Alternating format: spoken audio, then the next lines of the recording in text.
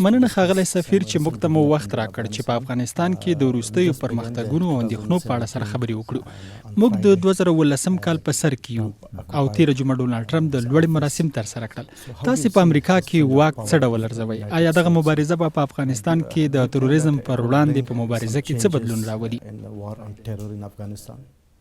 Well, I'm delighted to be doing this interview with Azadi Radio, and you're right, we've just begun 2017. دا اوس چې له ازادۍ راډیو سره دغه مرکه کوم او 2019 میلادي کال مو نوی پیل کړی، کله چې تیر کال د ګورم افغان حکومت ګټونکی و، هغه کال چې د بریتانیا او امریکا په ګډون نړیوالې ټولنې له افغانستان څخه د خپل ملاتړ ژمنې تازه کړې. دوی دواړو په وارسا او بروکسل کنفرانس کې خپل پوځي او مالی ملاتړ له دغه هیواد څخه اعلان کړ. کله چې زه راتلونکي ته ګورم، یعنې دا چې په 2019 میلادي کال کې به د ډونالډ ټرمپ پالیسي څه وي، په دې اړه څه نشم ویلی، خو په دې پوهیږم چې متحده ایالتونو د بریتانیا او نړیوالې ټولنې سره یو ځای نه یوازې د سږ کال بلکې د منمهالي لپاره له دغه هیواد څخه خپل ملاتړ څرګند کړی دی. In Afghanistan. د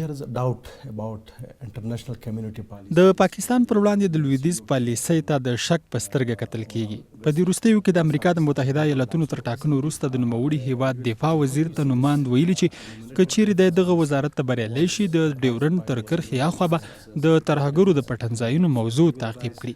ستاسې نظر څه دی؟ که د امریکا لخوا دا مسله او له ترهګرو نه د پاکستان ملاتړ راپورته شي، د برتانیا پالیسي به په دغه برخه کې څه وي؟ For the United Kingdom, having a better relationship. د افغانستان او پاکستان ترمنځ ښې اړیکې د بریتانیا جدي لومړیتوب دی، ځکه دا له اقتصادي نظره د افغانستان او پاکستان د اقتصاد لپاره ډیره مهمه ده. لکه څنګه چې تاسې وویل، له امنیتي نظره او د دواړو هیوادونو ترمنځ د اړیکو د خړپړټوب او دریم له انساني نظره هم پاکستان کلونه د افغان کډوالو کوربه و، او دا چې دغه کډوال باید په خپله خوښه افغانستان ته ستانه شي. د همدې اونۍ په پای کې پاکستان ته یو سفر لرم او هدف یې همدا دی چې د افغانستان او پاکستان له حکومتونو سره په دې برخه کې کار وکړو چې په ځینو برخو کې تخنیکي همکارۍ ولري، چې د دوی دغه همکارۍ سیاسي همکاریو ته لاره هواره کړي. په دې پوهیږم چې دا د دواړو هیوادونو لپاره ستونزمنه ده، خو مهمه هم ده، او زموږ باور دا دی چې د ټرمپ مدیریت او په امریکا کې به نوې حکومتولي د دغو دوو هیوادونو د اړیکو د پراختیا برخې ته پام وکړي. خو دا پریکړه د امریکا د ادارې ده او موږ د هغوی په ملاتړ چمتو یو چې دغه ستونزمنه مسله هواره کړو. په داسې حال کې چې پاکستان د تروریزم پر وړاندې د مبارزې په برخه کې صادق نه دی او لا هم د وسلوالو طالبانو مشرانو ته پناه ورکوي، د ډیورنډ کرښې هغه اړې ورته روزنیز مرکزونه جوړوي، د اړیکو پراختیا څنګه امکان لري؟ افغان حکومت دغه موضوع له نړیوالې ټولنې سره هم مطرح کړې ده، خو لویدیځوال دې ته حاضر نه دي چې د پاکستان پر وړاندې حتی یو قدم هم واخلي. نو دې حقایقو ته په پام سره د اړیکو پراختیا څنګه امکان لري؟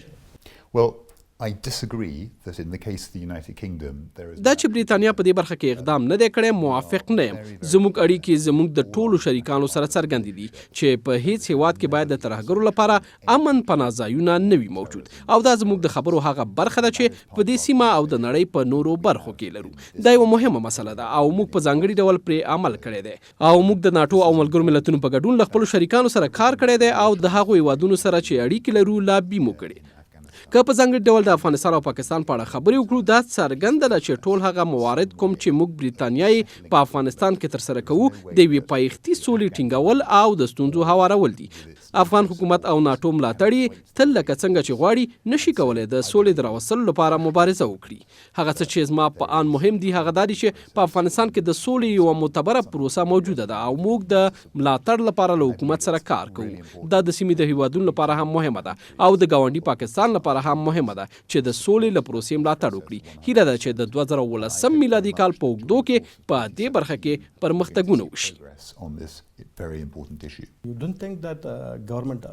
فکر نه کوئ چې د افغانستان پخوانی او اوسني حکومت په سیاسي، اقتصادي او ټولنیزو برخو کې پاکستان ته ډیر فرصتونه ورکړل، حتی تر دې چې ولسمشر غني پاکستان ته په زیاتې موقع ورکولو سره له هند سره دغه هیواد د اړیکو په ترینګلتوب تورن شوی و. خو آیا لا هم اړتیا شته چې نور کارونه هم ترسره شي؟ Well, I think that فکر کوم پاکستان سره د نږدېوالي ترڅنګ هممهاله له هند سره د اړیکو پیاوړتیا امکان لري، خو د افغانستان او پاکستان ترمنځ چې د اړیکو د خړپړټوب په برخه کې کوم ستونزې او اندېښنې موجودې دي، زما په اند دواړو هیوادونو ته مناسب نه دي. د ستونزو د هواري لپاره اعتماد جوړولو ته اړتیا ده. د مثال په ډول د کډوالۍ د بهیر سم مدیریت او هغه کډوال چې له پاکستان او افغانستان ته راځي او په دې باندې ځان یقیني کول چې د ټولو اسنادو لرونکو او بې اسنادو اړتیاوې پوره شوي او د دوی ژوند له ګواښ سره مخ نه دی. د افغانستان او پاکستان ترمنځ د اقتصادي اړیکو د پراختیا د لارو چارو لټول چې په دې ډول پراخ سیاستونه او جنجالي مسایل د هواري لپاره اساني کی. مرستې او ګډې ګټې هغه مسله ده چې د هغې د تشخیص لپاره کار کوو. لکه څنګه مو چې مخکې وویل، د افغانستان او پاکستان ترمنځ د اړیکو پراخول امکان لري، غیر له دې چې له دې پرته چې د افغانستان او هند اړیکې له خطر سره مخ شي. پر پاکستان سربیره د ایران او روسیې لاسوهنو او په مسکو کې د دوی درې اړخیزې ناستې ته په کتو څه فکر کوئ؟ راتلونکی پسرلی به افغان ځواکونو او خلکو ته څنګه وي؟ Well, it's a very complex question. دا یو ډول ستونزمنه پوښتنه ده. لومړی خو دا چې موږ له هیواد څخه د دفاع په برخه کې د هیواد د دفاعي ځواکونو په ځواکمنتیا پوره ډاډه یو. هغوی په 2014 کال کې په میړانې مبارزه وکړه، خو هغوی په 2014 کال کې بریالي نه وو. که د نړیوالو ځواکونو ملاتړ ورسره نه وای، شاید کندوز او ځینو نورو ښارونو لکه ترینکوټ او ان لښکرګاه د وسلوالو طالبانو لاسته ورغلي وای. So what we saw in 2016 was the هغه څه چې موږ په 2014 کال کې ولیدل همدا افغان دفاعي ځواکونه و چې په یوازې ځان وجنګېدل او د ناټو د بشپړ ملاتړ څخه برخمن کېدل یې ښه کار دی. زه خوښ یم چې برټانیې خپل یو شمېر روزونکي چې دمګړی 1500 تنه دي او د ډېرولو هڅه یې کوي، په ځانګړې توګه د افغان هوایي ځواکونو ملاتړ کوي. دا پای ته رسوو ترڅو په 2018 او 2013 کلونو کې افغان ځواکونه په خپلواکه توګه اقدام وکړي. که څه هم چې د بیرته ستنېدو مرکز اوږدمهاله دی او په افغان ځواکونو کې دغه ځواک په بشپړ ډول وینو. دویمه مسله تاسې د داعش یادونه کړه. دا به په ښکاره ووایو چې داعش دغه هیواد ته یوه بلا ده. داعش د افغانستان د ثبات لپاره یو ګواښ دی. برېټانیا په عراق او سوریه کې د داعش پر وړاندې مبارزه کوي او په افغانستان کې غواړو دغه ډله ختمه کړو. باید وویل شي چې د نورو ډلو په هڅونه نشو کولی دغه ډله په افغانستان کې ماته کړو. د داعش په ماتولو کې باید د افغان دولت ملاتړ وکړو چې د دغې ډلې پر وړاندې مبارزه کوي او دا ډیره مهمه ده. تاسې د لاسوهنو او له طالبانو څخه د ملاتړ خبره وکړه. زما پیغام ټولو هغو ته چې افغانستان ویني دا دی چې د داعش وسلوالو طالبانو او نورو تروریستي ډلو پر وړاندې د مبارزې په برخه کې د افغانستان له مشروع دولت څخه ملاتړ وکړي چې دا په افغانستان کې د سولې او ثبات راوستلو یوازینۍ لاره ده. That is the way that will be brought to Afghanistan. There was some question about the identification of Daesh in Afghanistan. په افغانستان کې د داعش وسلوالو د هویت په اړه پوښتنې موجودې دي چې دا د داعش یوه برخه ده چې په منځني ختیځ کې فعالیت کوي او که نه کومه بله ډله ده. افغان امنیتي ځواکونه خو وایي چې داعش ډله د پاکستان له بشپړ ملاتړه برخمنه ده، خو پخواني افغان استخباراتي چارواکي بیا په دې باور دي چې داعش په افغانستان کې نشته او دا پاکستاني ځواکونه دي چې د داعش تر بیرغ لاندې جنګیږي. که د ایران او روسیې مسلې ته هم راشو، هغوی په دې عقیده دي چې دا د لویدیځ یوه لوبه او سیاست دی چې غواړي په دې سره روسیه او سیمه ناامنه کړي. په دې اړه ستاسې نظر څه دی؟ Well, I think it's nonsense. دا چې ویل کېږي داعش په افغانستان کې حضور نه لري دا چټیات دي. له شک پرته داعش ډله شته چې د افغانستان ثبات او امنیت ګواښي. برېټانیا 100% کې له افغانستانه د داعش د ریښو په له منځه وړلو کې له دغه هیواده ملاتړ کوي، ځکه داعش په افغانستان کې د سوریې او عراق په څیر دغه هیوادونو ته یو ګواښ او تهدید دی. ټول هیوادونه باید په دې پوه شي هغه تیوري چې ګواکې داعش د غرب له ملاتړه برخمنه ده دا اپلتې دي او دا په بشپړ ډول ناسمه خبره ده. And totally untrue. But realities on the ground is something else. او حقایق بل ډول دي. ایران او روسیه په مستقیمه توګه دخیل دي. حتی له ځینو سرحدي ولایتونو موږ داسې راپورونه هم ترلاسه کړي چې ایران وسلوالو طالبانو ته د روزنې کمپونه جوړ کړي دي او حتی د افغانستان په لویدیځ کې د ځینو وژل شوو طالب قومندانانو مړي جنازې او فاتحې د مراسمو لپاره ایران ته انتقال شوي دي او خلک اندېښمن دي چې دا ډول لاسوهنې به اوږدمهالې مداخلې ته لاره پرانیزي او قرباني به یې هم افغانان ورکوي. که په افغانستان کې وضعیت نور هم خراب شي، د دې ډول لاسوهنو پر وړاندې به د لویدیځ غبرګون څه وي. worst in Afghanistan. So you're absolutely right to talk about the people of Afghanistan and our interest. دا چې تاسو وویل افغانان د سولې ثبات اقتصادي پرمختګ او امن مینوال دي دقیقه اشاره مو وکړه. موږ دغه دلیل ته په کتو د یو مرسته کوونکي هیواد په توګه له افغان ځواکونو سره د 200 میلیونو پاونډو مرستې ته ولاړ یو. تر هغه ځایه چې موږ د افغانستان ثبات ته ژمن یو وینو چې وسلوال طالبان وسلوال مخالفین او داعش هم هڅه کوي چې د افغان حکومت مشروعیت تر پوښتنې لاندې راولي. د بریتانیا څرګند پیغام دا دی ثبات او امنیت چې د سیمې لپاره ګټور دي نه یوازې د افغانستان لپاره ښه دي بلکې د افغانستان د ګاونډیو لپاره هم ګټور دي. څو افغان حکومت سره د وسلوال مخالفینو په ځپلو کې مرسته او ملاتړ وکړي. In its fight against these insurgents. In the recent triangle. په مسکو کې د چین، روسیې او پاکستان درې اړخیزه غونډه چې پکې ویل شوي داعش د سیمې امنیت یو ګواښ دی چې د دوی پر وړاندې له وسلوالو طالبانو استفاده وشي. فکر کوم ستونزه دلته په پالیسیو کې ده. Problem with the policies. Well, I think there is a فکر کوم ستونزه د پام وړ ده که هیوادونه په دې هڅه کې وي چې یوه تروریستي ډله د بلې ډلې په وړاندې وکارول شي. له ناټو سره د بریټانیا عمده پالیسي دا ده چې موږ د ټولو تروریستانو سره د مبارزې په برخه کې د افغان حکومت ملاتړ کوو. له طالبانو سره د مبارزې په برخه کې ځکه چې بې ګناه خلک هدف ګرځوي او د دغه هیواد پر امنیتي ځواکونو بریدونه کوي او د داعش پر وړاندې په جګړه کې او دا چې هیڅ شک پاتې نشي موږ 100% کې د افغان حکومت ملاتړ کوو او د داعش ډلې د ریښو د وچولو په برخه کې ژمن یو. from this country. Yeah, but why Russia? خو ولې روسیه او ایران په دغه مبارزې معتقد نه دي؟ This fight against Daesh. تاسو باید دا پوښتنه له روسي او ایرانی چارواکو څخه They وکړئ. said that this is a new game of. هغوی وایي چې دا د لویدیځ یوه نوې لوبه ده او پکار ده چې د افغانستان لویدیځ ملاتړي ورته ځواب ووایي. Well, we موږ په خپل تشریحاتو کې تر دې زیات واضح نشو پاتې کېدی چې څه به تر سره کوو. موږ د داعش د له منځه وړلو په برخه کې د افغانستان له حکومت ملاتړ کوو او دا زموږ واضح او څرګنده پالیسي ده. مخکې مو پاکستان ته د خپل سفر په اړه وویل. د دغه سفر د اجنډا عمده so برخې the main څه دي؟ agenda is to اساسي اجنډا دا ده چې بریتانیا څنګه کولی شي د افغانستان او پاکستان ترمنځ د خبرو ملاتړ وکړي تر څو پر هغو سیاسي ستونزو چې نن سبا جنجالي دي کار وشي. the two countries.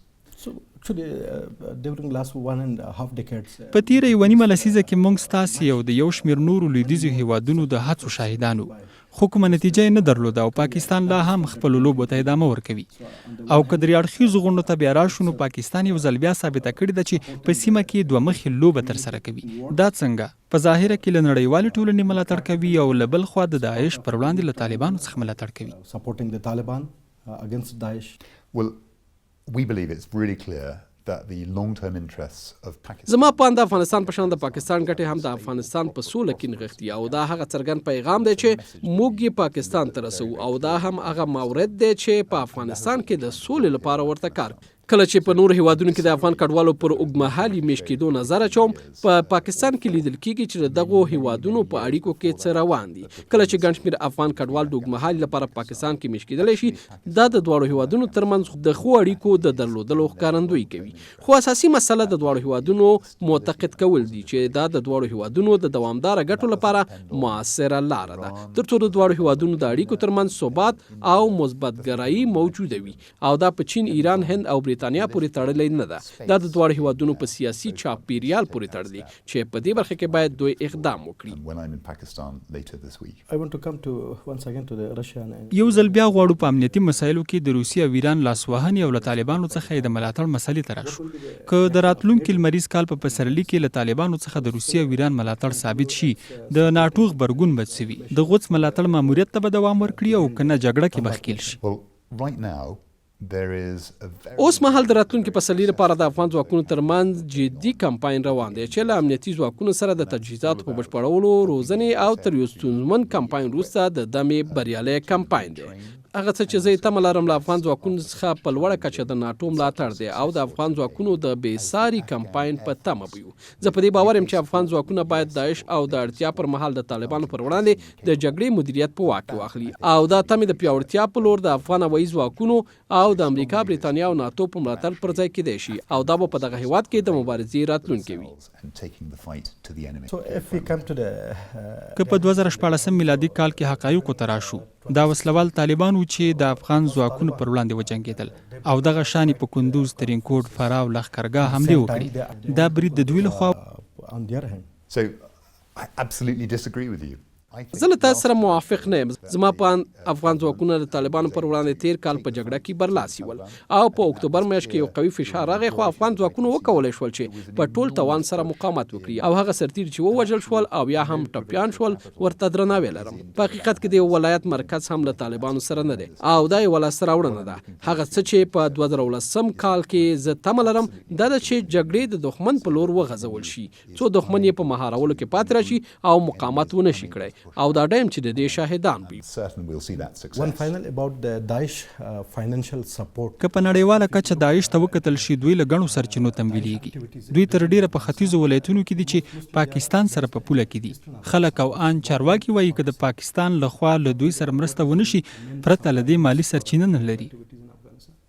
Well, looking at Daesh globally, که په نړیواله کچه داعش ته وکتل شي، دوی له ګڼو سرچینو څخه تمویلېږي. بېلابېل هیوادونه هغوی په سوریه او عراق کې تمویلوي، خو هغه څه چې ډېر ځله یې ګورو د افغانستان په ګډون د داعش وړتیا د سرچینو په بدلون کې ده.